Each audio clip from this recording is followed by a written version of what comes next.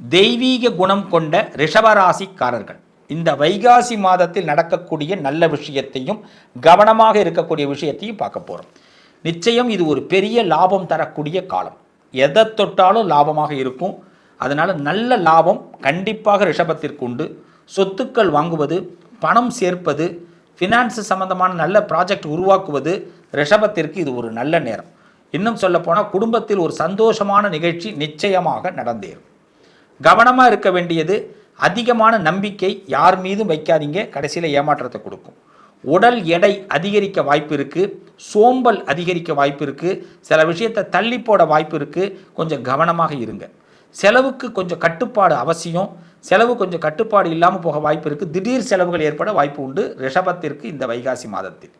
மகாலட்சுமியை வழிபாடு செய்து நீங்கள் இந்த மாதத்தில் ஒவ்வொரு நாளையும் ஹேண்டில் பண்ணிங்கன்னா சக்ஸஸ் உண்டாகும், நல்லது நடக்கும்.